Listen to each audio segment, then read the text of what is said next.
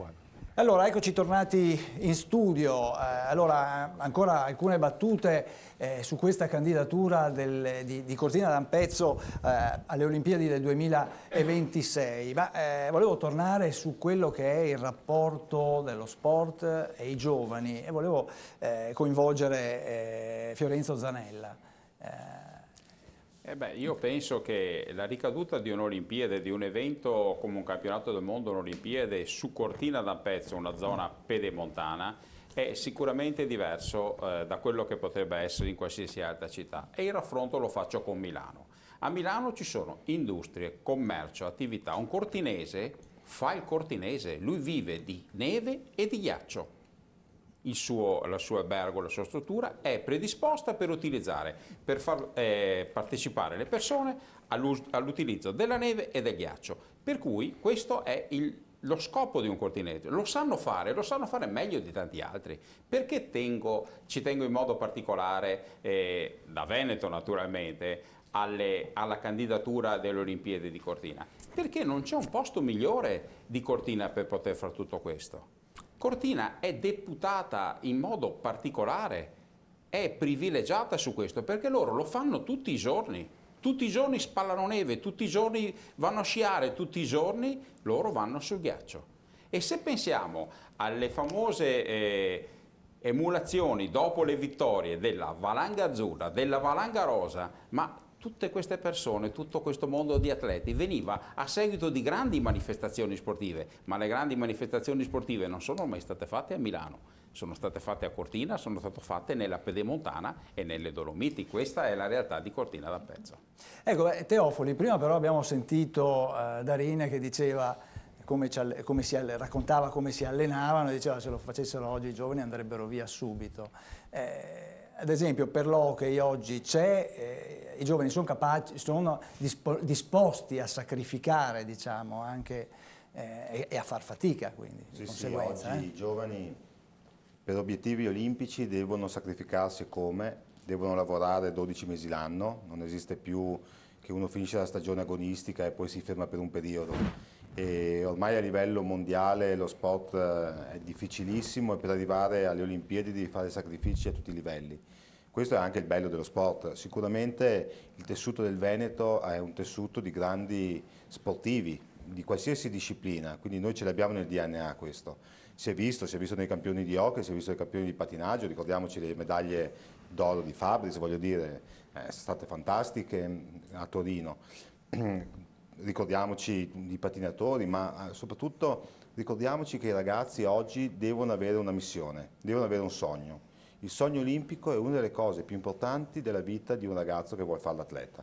Non ci sono soldi, non c'è niente che tenga. Basta vedere per esempio quello che succede nell'hockey su ghiaccio con i giocatori della National Hockey League. Sono persone che prendono un sacco di soldi, che fanno un campionato che è il più bello al mondo, però ci tenevano tantissimo a partecipare alle Olimpiadi ed è mancato il fatto che non hanno partecipato alle Olimpiadi in Sud Corea. Sono rimasti male, molto male, perché per loro le Olimpiadi è sempre un avvenimento unico da andare, per cui il fatto di portare nel Veneto gli sport del ghiaccio vorrà dire avere un sacco di ragazzi che incominceranno oggi, come diceva prima giustamente il signore, diceva bisogna preparare gli impianti prima, perché noi dobbiamo arrivare nel 2026 per competere per le Olimpiadi, perché è inutile dopo andare a competere in quelle di 20 anni dopo, no, noi dobbiamo arrivare lì.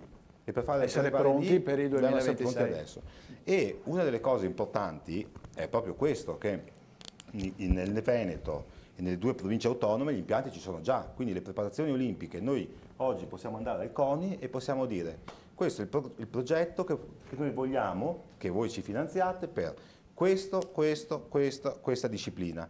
Adesso, con gli impianti che abbiamo già, non è che dobbiamo aspettare gli impianti e poi dire faremo, vedremo. Cioè, in Sud Corea, la squadra di hockey, hanno preso un gruppo di canadesi, gli hanno dato dei bei passaporti sudcoreani e gli hanno detto adesso voi fate le Olimpiadi. Bellissimo, fantastico, ma cosa hai creato? Che tessuto hai lasciato all'interno del tuo DNA sportivo? Zero, assoluto.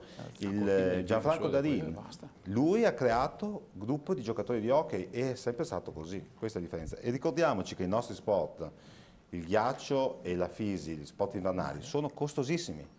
Sono sport che tu non puoi fare in giardino di casa oppure puoi fare nel palazzetto vicino alla scuola, o quello del dopo scuola, o quello, non so, degli amici, perché sono posti particolari. Hai impianti di salita, hai impianti tipo il Bob e hai impianti che costano tantissimo. Quindi se non c'è adesso la programmazione, noi le Olimpiadi potremo farle a Torino, a Milano, dove volete voi, non avremo atleti per arrivare alla nostra missione. Bortoluzzi, quanto incide l'aspetto economico anche sugli atleti? Abbiamo visto prima, no? Cioè, abbiamo capito che nel 1956 gli atleti erano atleti, tra virgolette, dilettanti, pur se di alto livello, no? Oggi invece ruota tutto quanto attorno al denaro. Non azzardo neanche a parlare di quelle che sono i costi per la gestione di un atleta di nazionale. Tenete presente che forse la FISC, ma la Federazione Italiana Sport Invernali è l'unica federazione che tiene sul libro paga tutto l'anno i propri atleti. Sono della federazione, punto e basta. Non è come nel calcio che sono della Juventus, poi vanno a fare le competizioni nazionali. Gli atleti della federazione sono della nazionale tutto l'anno. Noi come territorio riusciamo a fare un buon lavoro, riusciamo a insegnare e ad avvicinare i bambini allo sci mediante grandi sacrifici da parte di tutti i volontari che gestiscono i sci club localmente, e adesso riusciamo anche a risparmiare qualche denaro relativamente al fatto che nel tempo abbiamo preparato maestri, allenatori e istruttori e che adesso contribuiscono in qualche maniera, non con le tariffe quelle diciamo a tutti gli effetti didattiche, ma bensì con delle tariffe amichevoli, contribuiscono, e pertanto a parte che è sempre un grosso costo, ma un bambino da noi si avvicina, inizia e arriva ai limiti dell'agonismo con discreti investimenti, dopodiché parte l'aspetto economico forte. Certo. Bond, l'aspetto economico rovina l'aspetto agonistico, diciamo. Cosa volete, ormai a questi livelli, mi pare un passaggio del responsabile di sport su ghiaccio, a questi livelli uno che va alle Olimpiadi si allena 12 mesi su 12 mesi, quindi fa un lavoro di alimentazione, fa un lavoro di integrazione, fa un lavoro di laboratorio, fa un lavoro di controllo di dati numerici, alfanumerici per quanto riguarda il corpo, il fisico, la reattività che è micidiale. Io ho mio figlio che corre in bicicletta e in qualche maniera vedo i sacrifici che fanno, insomma. Poi ci sono sport che vengono remunerati tantissimo. Pensate solamente al calcio. Un ragazzo a 16 anni che gioca in Serie A ha un contratto minimo, e diciamo l'Atalanta, che è la società più parsimoniosa, di 200-300 mila euro l'anno.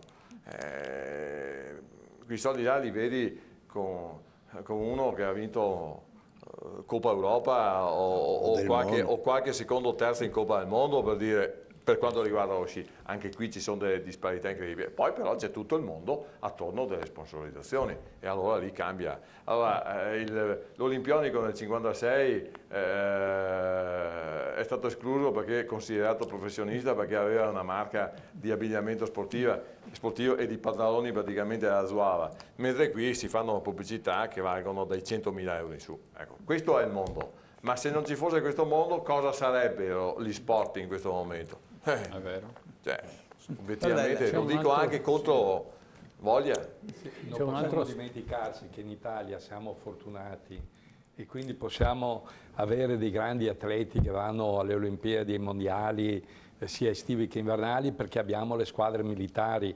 Allora un ragazzo che arriva a 15-16 anni, che è nella nazionale, ha la fortuna poi di andare nella forestale, carabinieri. Ecco, una volta c'era un po' che i privati come noi non volevamo, ma io devo dire in questo momento che in Italia noi abbiamo la fortuna di avere le forze armate che lavorano per le federazioni, quindi prendono questi atleti degli sport che non sono il calcio, la pallavolo, la pallacanestro, e li portano alle Olimpiadi sia estive che invernali. Quindi voglio pubblicamente ringraziare per quello che stanno facendo le squadre militari per salvare uno sport a livello se no ci sarebbe l'abbandono e non avremmo quei grandi campioni che abbiamo, e aiutano le federazioni in maniera corretta. All'estero cosa succede? All'estero è diverso perché c'è magari un Ministero dello Sport come in Inghilterra che investe 50 miliardi di euro per lo sport. In Italia ricordo che il CONI è gestito con 424 milioni di euro, cioè una bella differenza, sì. Però dopo in Italia noi abbiamo la fortuna di avere il volontariato e di avere le squadre delle forze armate che ci aiutano per quei sport che se no non sopravviverebbero. Sì, perché E qui abbiamo un azzurro, scusa, posso chiedere, che lui, anche lui, è dato ai campionati del mondo, ha vinto i campionati del mondo, vero? Di chi eri? Dei Sì, Carabinieri. sì, era del Centro Sportivo Carabinieri, che senza di loro un tiratore, Ecco. lo sport del tiro non Un avrebbe esempio. avuto nessuna possibilità di emergere in nessun caso. Campione. Bisogna considerare un altro aspetto, che la scelta del territorio è fondamentale. Per quale motivo? Perché se noi parliamo di Torino e di Milano, che potrebbe essere un investimento, però che a breve termine, quindi costruiamo un palazzetto, facciamo delle cose, ma cosa servirà poi a lungo termine? Non servirà a nulla. Nessuno andrà a Milano per andare a fare sport invernale, nessuno andrà a Torino per fare sport invernale, uno va a Cortina perché sa che ci sono gli impianti che funzionano. Quindi la politica deve avere un'idea del lungo termine, del grande investimento, perché io ricordo dopo le Olimpiadi, e ho l'età per ricordarlo, del 56 è stata un'esplosione, come diceva il Presidente, un'esplosione anche economica, cioè sono nate le fabbriche che costruivano i primi sci con le lamine. No, siamo stati noi a inventare questa cosa. E poi successivamente lo scarpone. Gli scarponi. Alla nostra epoca gli scarponi si mettevano i chiodi, no? Sì. Poi quando il cuoio si bagnava, perdevi i chiodi per la strada. No? Allora cosa ci mettevi? Ci mettevi un pezzettino di legno dentro, perché bagnandosi il legno si allargava e restava un po' di più, ma non più di tanto, no? Ecco, questi, e c'erano i lacci degli sci che erano in cuoio. E quindi quando si bagnavano bisognava tirarli sempre di più perché il cuoio si allungava e il piede non restava attaccato allo sci, si alzava. Poi sono venuti fuori invece quegli attacchi speciali, che adesso non ricordo il nome, che invece erano fatti bravo, grazie, i Kandar, che ti bloccavano lo scarpone anche di cuoio nella parte del tallone e quindi avevi lo sci che era attaccato perfettamente al fondo. Ecco, quindi la scelta di Cortina è una scelta che premierà a lungo termine non solo la Cortina, ma tutta la regione e tutti gli sport e soprattutto i giovani che troveranno in questa attività una soddisfazione di appartenenza, perché quello che noi viene sempre meno è il concetto di appartenenza. E questo concetto di appartenenza noi lo affronteremo la prossima trasmissione col parlare dell'autonomia. Perché parlare dell'autonomia? Perché si sta perdendo il concetto di territorio in senso lato, cioè di nazione, non in senso positivo. Perché si guarda l'Europa, però si perde il senso del territorio. E quindi la gente torna indietro e sente la necessità dell'appartenenza, perché io mi sento europeo, ma non riesco a individuare questo tipo di Europa, che non è un'Europa costruttiva, nel vero senso della parola, è un'Europa, consentitemi il termine, selettiva.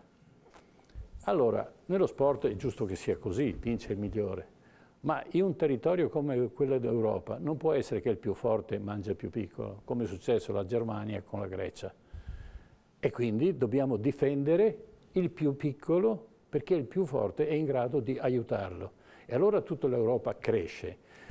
Ma il fatto di parlare di autonomia è una questione positiva, nel senso che noi dobbiamo identificarci sul nostro territorio, pur appartenendo poi a un'Europa molto grande. Ecco. La politica deve investire nel futuro e questo governo credo che, perlomeno nelle intenzioni espresse, abbia voglia di farlo. Ecco, vorrei sentire un attimo, poi entreremo nell'agone politico, che visione abbiamo di questo governo, perché come vedo dalla presentazione dei giornali c'è una visione di queste persone che ancora non si conosce la capacità effettiva, perché chiaramente sono nuove della politica e sono nuove in questo agone, però vengono presentate come se fossero dei parvenus, no? Passatemi il termine. E invece non credo che sia tanto così, perché ogni tanto il rinnovamento ha bisogno di idee nuove e di ormoni nuovi, perché la politica è fatta anche di ormoni.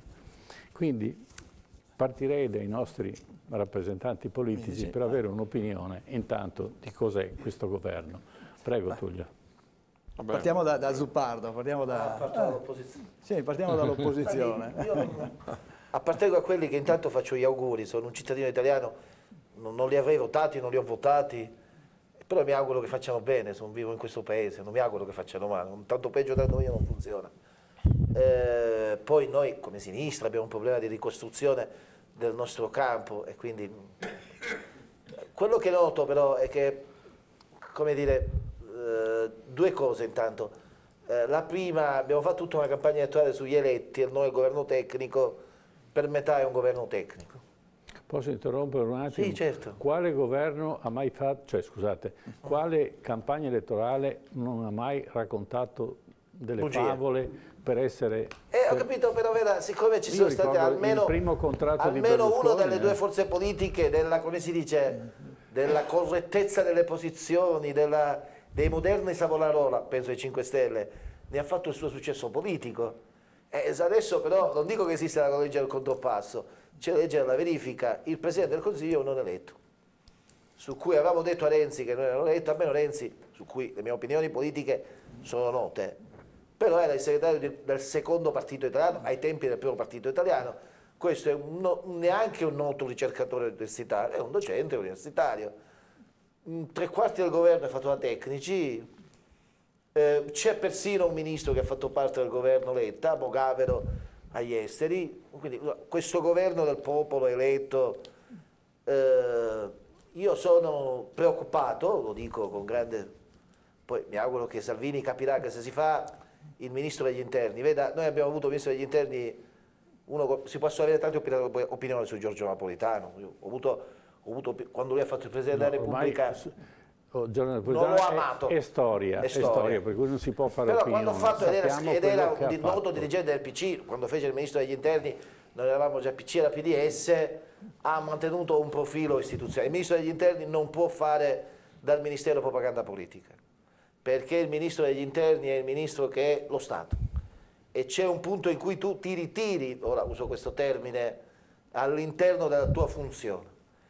Lo dico perché è molto rischioso questo, non perché voglio buttarla in una banale cacciara politica. Mi auguro che la Lega, che è un partito, ed è l'unico partito presente, lo faccia capire a Salvini, perché il ministro degli interni non sta nell'agone politico. Minniti non è stato nell'agone politico, il ministro degli interni è lo Stato. Sta un passo dietro alla battaglia politica. Io penso che secondo me non è scritto in Costituzione, ma il ministro degli interni non può essere il segretario di un partito. Scusa, Alfano lo è stato per cosa? Per 4 anni? In effetti, Scusami, se tu paragoni Alfano, tu prendi Alfano e fai un paragone molto delicato. In effetti Alfano non è stato un grande ministro degli interni, sia per la sua storia politica in Sicilia e per le sue pericolose amicizie. Se lei si paragona ad Alfano è un suo problema. Io la invito a riflettere sulla cosa che lei ha detto poc'anzi. Il ministro degli interni non può essere... Ma io non sostenevo quel governo. Però le dico, le ho fatto un discorso, lei è anche un presidente di un ente pubblico, quindi è un'istituzione, le ho fatto un discorso istituzionale. Il ministro degli interni, nella storia politica di questo paese, quando abbiamo avuto anche il ministro degli interni Maroni ad esempio, fa un passo indietro rispetto alla sua funzione politica. Facciamo rispondere. Zuppardo, facciamo rispondere Ciambetti. Della semplificazione fai propaganda politica. Allora, io ieri sera ero alla festa in ambasciata russa e Salvini si è comportato da ministro degli interni e non da capo di un partito, e penso che uno quando sale a fare un comizio per la campagna elettorale di Treviso lo fa in una certa maniera e quando fa il ministro lo fa in un'altra. Io ho un'opinione diversa del ruolo. Non vedo questa cosa così. Io un ministro degli interni che fa campagna elettorale, visto che gestisce le prefetture e visto che gestisce le forze degli ordini, va su un palco sentiamo anche Dario Bond, essere contro un'altra parte politica è un'anomalia molto delicata. Vi invito a riflettere, non c'è nessuna norma costituzionale. No, ma è un'anomalia. Di solito un ministro degli interni fa il ministro degli interni, però in Italia succede di più. Ci sono anche i magistrati che vanno a dei convegni programmatici di un partito politico e danno anche le linee guida e partecipano anche questi magistrati a dei programmi che poi verranno realizzati dal ministero competente. Quindi alla fine, diciamocelo fino in fondo, alla fine c'è una confusione, e io la vedo perché sono a Roma, c'è una confusione di ruoli, però c'è un dato di fatto. Avevano detto che doveva essere un governo politico e fondamentalmente abbiamo messo un docente di diritto privato dell'Università di Firenze a fare il Presidente del Consiglio, e devo dire che i primi segnali sono segnali abbastanza deboli, perché ha fatto un intervento, caro conduttore, in chiusura a Montecitorio, dentro la Camera dei Deputati ha fatto un intervento in cui molte volte si fermava perché il bando della matassa non si capiva dov'era.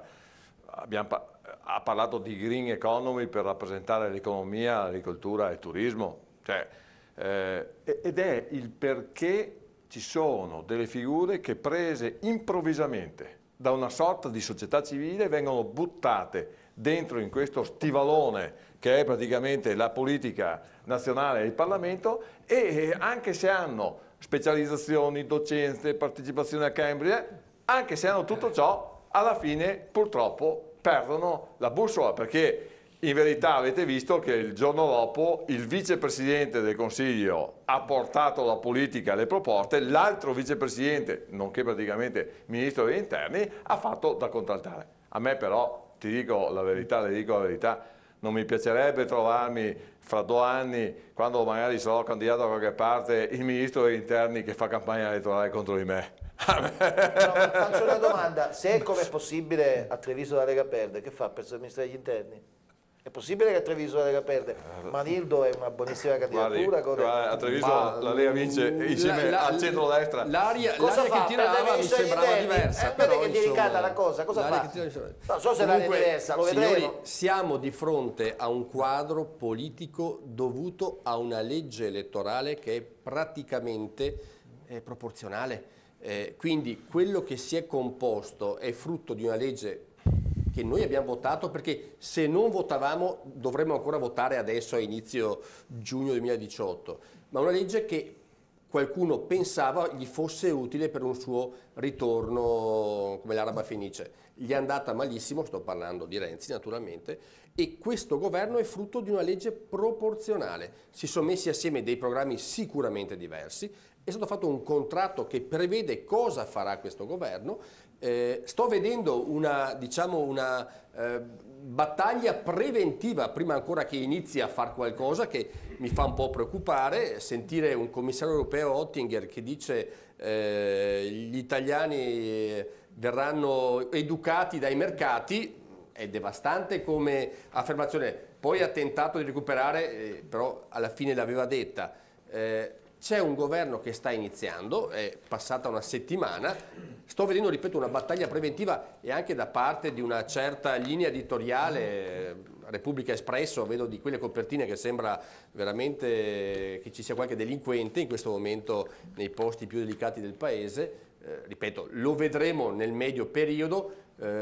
C'era da scongiurare un'elezione praticamente anticipata, che magari andava anche bene al mio movimento politico, però ripeto, per senso di responsabilità si è fatto un tentativo che adesso è iniziato e vedremo cosa produrrà. Vedremo quanto, che vita lo sport avrà è un'altra anche. Assolutamente. Infatti, vince solo il migliore. Difatti è difficile. I premi non ce ne sono. È difficile. Assolutamente. Ma è difficile dopo 2 ore di Olimpiadi mettersi a parlare di politica. Io ho tenuto delle linee proprio molto limitate perché mi trovavo in difficoltà. Ha un colore solo ed è l'azzurro che unisce tutti.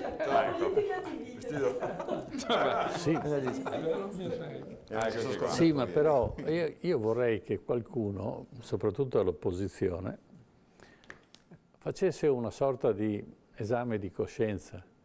Come sono cresciuti questi movimenti e da quale malcontento sono cresciuti e perché i partiti classici sono spariti. Questo è il punto. No, perché se no, a dire tu sei cattivo, tu sei scemo, tu non ce la fai, eccetera, sì, ma ammesso che sia così, e non credo, io credo che questa sia una svolta epocale. Qualunque risultato venga fuori è una svolta epocale che deve stimolare l'opposizione a ricreare una struttura che possa essere competitiva in maniera sportiva nei confronti di questo governo, che è un governo sociale e nazionale. Se invertiamo gli addendi, il prodotto... no, ma non sto facendo un'analisi storica, no. Ma chiaramente sono due sensazioni, perché quando si arriva a dire salviamo l'Italia, perché vuol dire che c'è paura, c'è tensione, non c'è identità in questa nazione, e dall'altra parte c'è gente che soffre, è normale, ma guardate che storicamente è nato così. Dopo la prima guerra mondiale c'era gente che moriva di fame e c'era gente, imprenditori, che avevano bisogno di sviluppare le proprie aziende. L'analisi che lei faceva prima sul quadro europeo, io frequento spesso Bruxelles, faccio parte del comitato delle regioni, e effettivamente sentire dai tedeschi e dai francesi darci lezioni su tutto e su tutti, e anzi dovremmo fare noi un po' di opera di analisi sul sistema bancario tedesco, che non è messo molto meglio del nostro. È terribilmente distrutto. Come i francesi hanno qualche leggero problema anche sul loro debito pubblico. Cioè, ci sentiamo dare lezioni continuamente da questi. Immagino come si sente un greco, come si è sentito un greco negli ultimi anni. Quello che è passato appunto ai cittadini greci, quello che hanno dovuto appunto affrontare, tra l'altro analizzato anche dalla Commissione Blanquer, che ha detto che tutte le cose fatte dalla Troika dal punto di vista economico erano sbagliate, cioè hanno creato una depressione economica che poteva essere evitata con misure alternative rispetto a quelle che hanno fatto. E ripeto, sentirci dare lezioni da questi signori che continuano a pensare che qua siamo chissà cosa, un popolo di trogloditi, è un'immagine che assolutamente è calzante, e la sentiamo continuamente in Europa, perché qualcuno, ripeto, si pensa migliore di altri, ed è una situazione non simpatica. No, prego. La iscrivo di diritto a questa nuova tentativo di ricostruzione del campo della sinistra, perché ha perfettamente ragione. È certo che, come nello sport, quando perdi, e perdi come abbiamo perso noi, un 5-0 in casa, devi ricostruire. Mi consenta che c'avevate un allenatore che ha fatto di tutto per distruggere la squadra, Cioè, sì, l'ha messa tutta. Non era il mio. Il dramma è un altro, quello è la parte comica. Mi consenta, è la parte comica, la parte drammatica, che è convinto di aver fatto bene anche. È ancora convinto? Sì, certo. Sì. Allora, facciamo così. Sarebbe però troppo facile. Io non ho aderito quando nacque il PD, e quindi la mia polemica è addirittura più indietro. Anteriore. Su Renzi è nota la mia posizione. Però pensare che la colpa sia, come dire, tutta caduta su Renzi è persino un eccesso. C'è un punto. La sinistra in Europa è dentro ad una difficoltà, che io penso sia una difficoltà rispetto al mondo come adesso si è presentato. Io sono convinto però che come dire, da questa sconfitta, se noi riusciamo a rimettere in piedi, tenendo conto che ad esempio questa vicenda mette in luce che cosa? Che il capitalismo, perché il punto vero qual è? Cosa ci mette in luce questa crisi? Che il capitalismo non è vero che, come pensano i liberali, porta con sé i semi della democrazia. Il capitalismo non è un assetto economico democratico, lo è stato per un certo punto perché le forze della sinistra hanno fatto da contrappeso, poi hanno smesso di fare questo. No, che il capitalismo è una forza... Il capitalismo è un concetto, è un'ideologia. Ma questo è il liberismo. Quello del modello, cos'è il modello economico europeo? La capacità produttiva di un paese, che non necessariamente deve essere capitalista, va bene, lo vediamo anche in un paese nazionalcomunista come la Cina. Come la Cina. Che la Cina, per uscire fuori dall'ideologia maoista, ha dovuto prendere atto che se non c'è lavoro la gente muore di fame. Abbiamo sempre detto che il capitalismo combaciava con la democrazia. Non è vero. Questa è la prova provata che noi siamo dentro un modello economico per come è costruita questa Europa che non coincide con la democrazia. Sì, ma qual è l'alternativa? La prima sfida non è meno Europa, perché raccontiamocela per quello che è. Noi fuori dall'Europa con qualsiasi meccanismo ci inventiamo anche soft. Noi non siamo la Gran Bretagna che ha un'economia che è la quinta, la sesta nel mondo.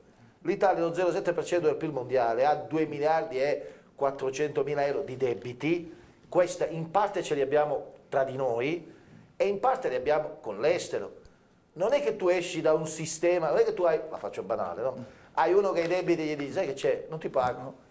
Non funziona così nel mondo. Noi rischiamo, se andiamo fuori da questo mondo, da questo meccanismo che abbiamo costruito male, rischiamo di finire come l'Argentina, che per comprarci un chilo di pane ci dobbiamo andare con la carriola. Quindi questo è un modello che non può... Il punto vero, abbiamo bisogno di un'Europa dove non contano solo i mercati, ma dove contano le persone. Allora far diventare la democrazia, la sovranità europea, rafforzare il Parlamento europeo è una grande sfida che abbiamo davanti. Non mi dica quello che bisogna fare, fatelo. Questo è il campo che adesso abbiamo la prima davanti sfida. di La seconda che c'è stata una polemica perché il Presidente del Consiglio non ha detto Piersanti Mattarella e si è scatenato il mondo, no? Non ricordava. E i giornali ne hanno anche parlato, no? Ma nessuno sa, è passato sotto silenzio, che il Ministro invece del governo Gentiloni ci ha comprato un Maumma 8F-35, non so se mi spiego, che costano 110 milioni di euro ognuno, quindi ha speso 1 miliardo di euro senza raccontarci niente. Però noi discutiamo perché in quel momento ha avuto un lapsus, no? E non ha detto Piersanti, sei il fratello del Presidente. Non è stato carino che il Presidente del Consiglio parli di un mi pare congiunto. che questa politica gestita in questa maniera sia una politica un po' cialtrona. Io credo che sia necessario, perché questa è la democrazia, che l'opposizione si organizzi e cerchi di spiazzare chi è al potere, ma concretamente. Prego. L'ho ascoltato e condivido in pienola. La prima cosa è che l'Europa effettivamente non è un'Europa di popoli, ma è di istituzioni bancarie o quantomeno a traino, a motore trainante Germania e chiamiamo Lussemburgo, paesi così abbastanza, e che condizionano un po' tutto. E qui onestamente bisogna fare una riflessione tutti quanti a 360 gradi, perché vedete, quando Oettinger ci dice gli italiani pagheranno i mercati, o i mercati faranno pagare agli italiani questi, dietro c'è una BCE che non è, come qualcuno può pensare, pubblica nazionale, ma è una struttura privata fatta di grandi quantità di denaro, soprattutto tedesche, e che alla fine fondamentalmente detta le norme. Quando quel rubinetto del QE si blocca o lo rallentano lentamente, va sullo spread. Anche oggi la borsa italiana ha perso l'1,9%. Il QE è quantity easing. Sì, acquisto praticamente di titoli di Stato. E tengo Draghi ha fatto un'operazione per salvare il paese. E questa è la prima considerazione. Allora dico, il prossimo anno noi avremo le elezioni europee. Non avremo più l'Europa, avremo un'Europa ridimensionata, correggimi Roberto se sbaglio, anche in termini di fondi europei, anche in termini di fondi strutturali. Questa Europa, cosa ha dato l'Italia al popolo italiano in termini di convinzione? Cioè ha dato sicurezza o ha dato insicurezza? Allora la risposta che do io è che ha dato insicurezza, perché quando questa Europa che non è io me la pongo sempre la domanda, mi ricordo io quando c'è il patrono di Bruxelles? No, appartengo io alla struttura, a parte l'inno, alla struttura europea? No. Allora dico, questa Europa che considerazione, cosa ha fatto al cittadino italiano? Ha dato l'immagine dell'Europa che ti condiziona con lo spread, ti condiziona con le monete, ti condiziona essenzialmente in termini di tante direttive che non ci appartengono, non sto qui a farvi perdere tempo. Quindi la minoranza cosa può fare su questo? Beh, la minoranza deve fare la minoranza. Questa minoranza di questo Parlamento deve fare la minoranza, e questa è una cosa difficile che sto dicendo anche in Europa, e rompere le scatole su alcune cose.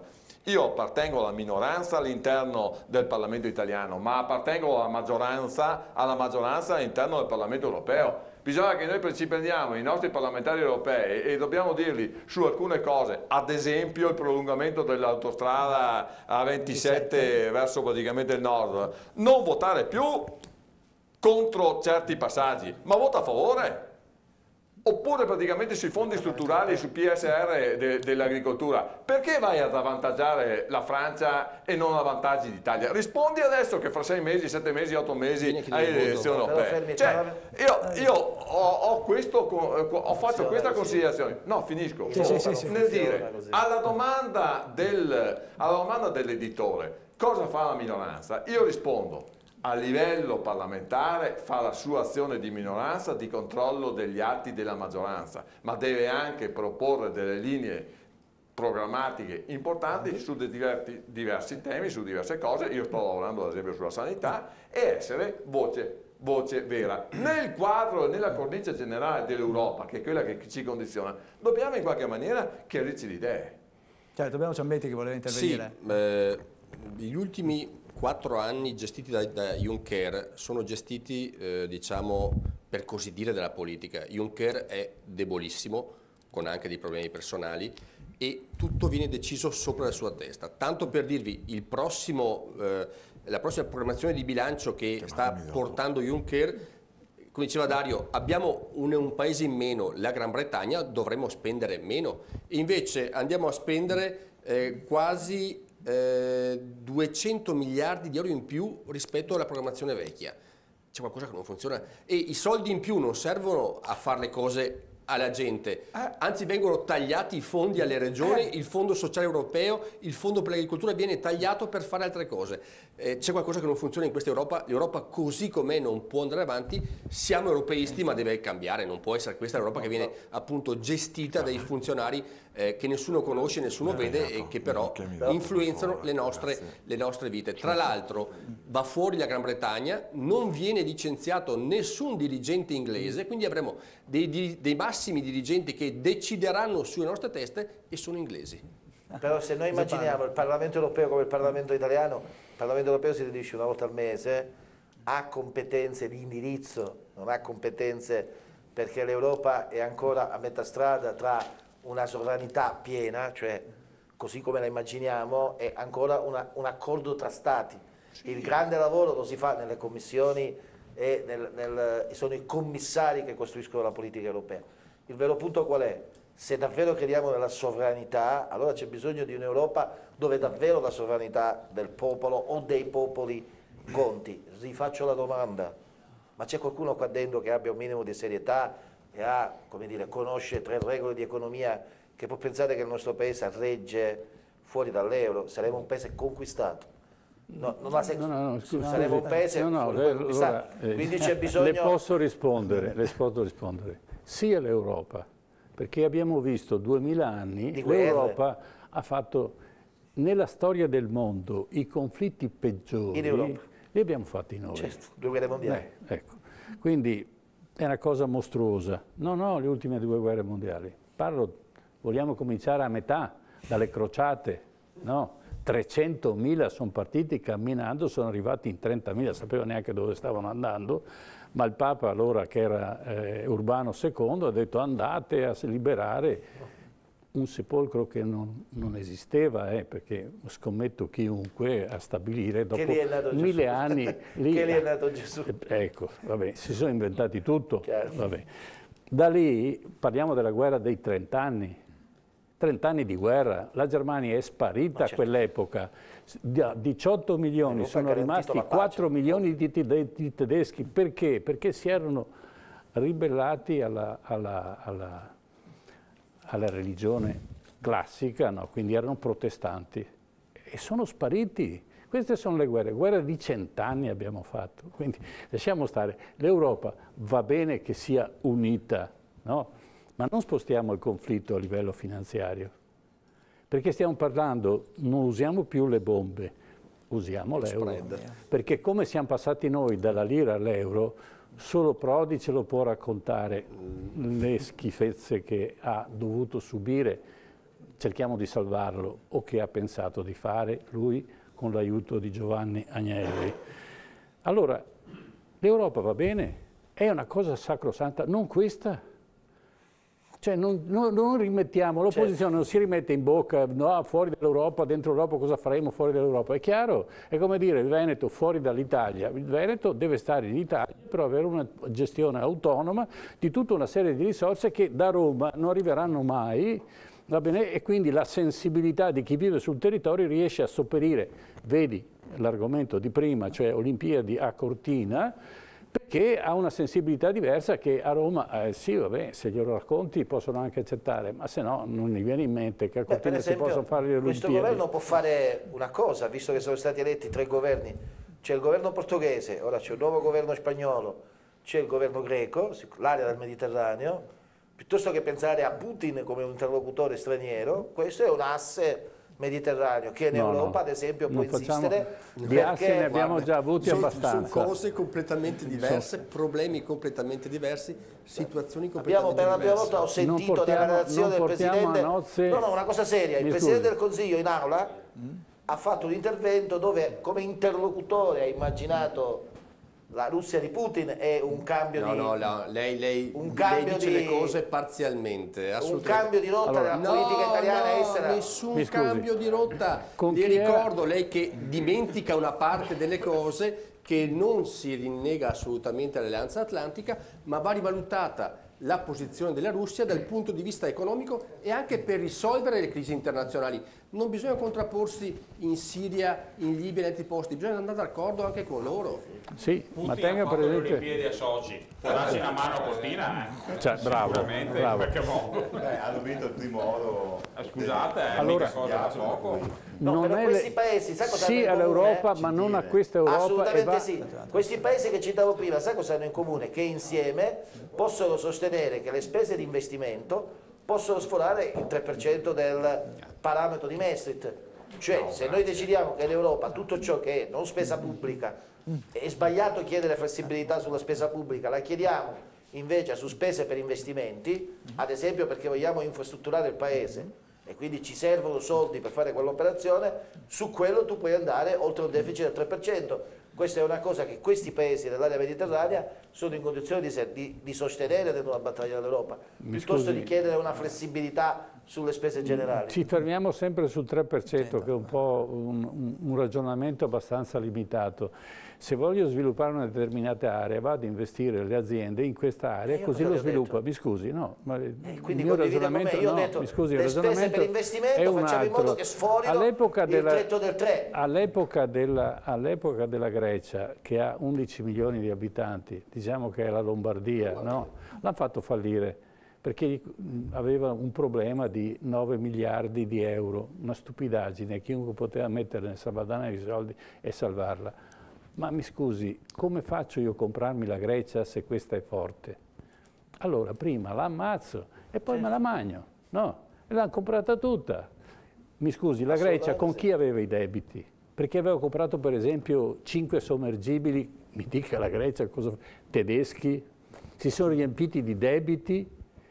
Qui ha fatto questi debiti, è scappato, mi scusi, è scappato in Germania e quando il tribunale di Atene ha detto ce li rimpatriate perché dobbiamo processarli, ha detto no.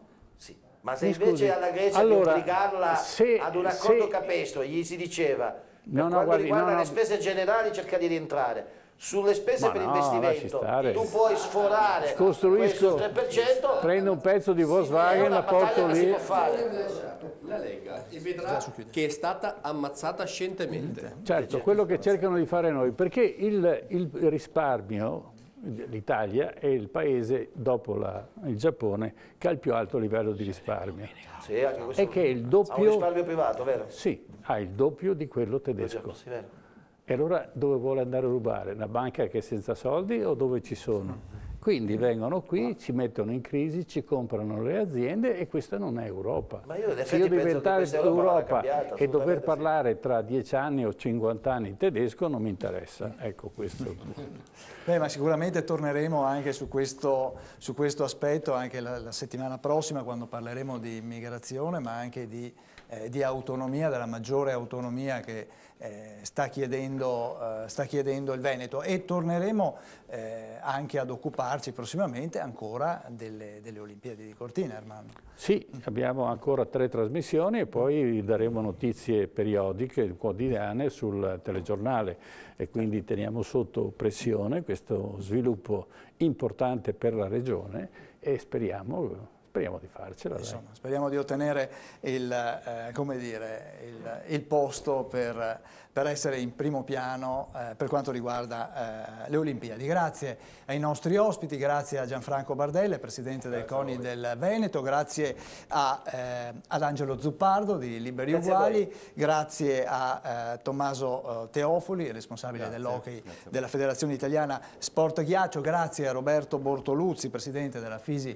del Veneto, grazie a Roberto Ciambetti, Presidente del Consiglio regionale del Veneto, e grazie anche a Fiorenzo Zanella, Presidente del Panathlon Club di Padova, ma anche Presidente degli Azzurri Italia di Padova, appunto. Grazie ai telespettatori che ci hanno seguito, l'appuntamento settimana prossima, ore 21, TV7 Match, noi ci saremo, vi aspettiamo, come sempre. Arrivederci, buonanotte.